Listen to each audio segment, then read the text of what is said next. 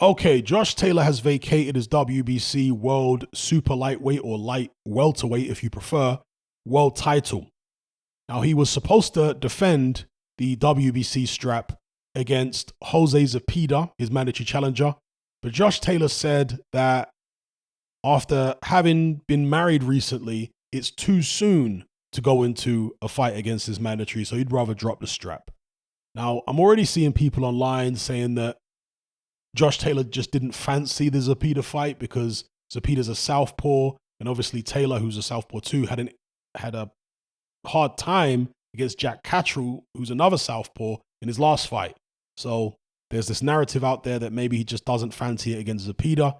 I guess it's possible, but it's also very possible that it's exactly what Josh Taylor is saying it is. It's too soon for him because he just wants to relax and be with his family because historically speaking, undisputed champions don't tend to keep hold of their belts for very long, particularly in the 4-belt era. In the 3-belt era, it was a bit more common.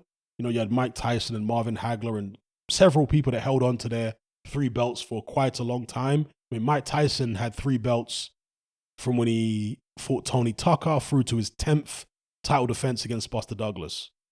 Again, Hagler and everybody else. Lennox Lewis didn't keep hold of the 3 belts for long. So even in the 3-belt era, it was difficult to keep hold of him. When he beat Evander Holyfield for undisputed, they tried to push, I think, John Ruiz, or was it Chris Bird on him, and he vacated and fought, he wanted bigger and more well-known opponents. So it's difficult to keep hold of the belts. In more recent times, Terence Crawford, of course, after becoming undisputed, he moved up very shortly afterwards. Same thing with Alexander Usyk. People don't tend to keep hold of their 4 belts for very long. So I guess it was inevitable that Josh Taylor was going to have to relinquish or get stripped at some point. And he's decided to say, you know what, let me give up the WBC now. Let me give myself some time and whatever. So that is what that is. Let me know what you guys think about it. Now, the vacant belt will be contested between Ramirez and Zepeda. And that is a rematch because the first fight was several years ago and Ramirez won. I think that was it a UD? Majority decision, excuse me. That was a majority decision. Ramirez managed to win that fight. So this would be a rematch.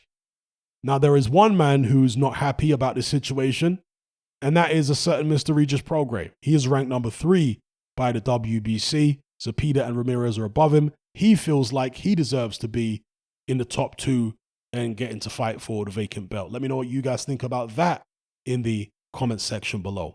And also, how do you think the rematch between Zepeda and Ramirez will go? And what happens to Josh Taylor's other belts? Does he manage to keep hold of him? Will he rematch Jack Catterall? He's been talking about the possibility of rematching Jack Catterall.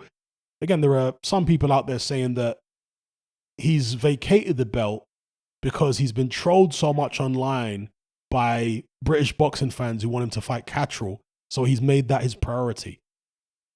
I don't know whether that's the case. I'm not saying it's not the case, but I wouldn't be so convinced by that.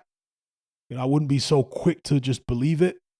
I tend to suspect that either he doesn't want the Zepeda fight for whatever reason, stylistically, or it's exactly what he's saying. He just needs some time with his missus after getting married. So anyway, let me know what you guys think about all the points I've raised in this video.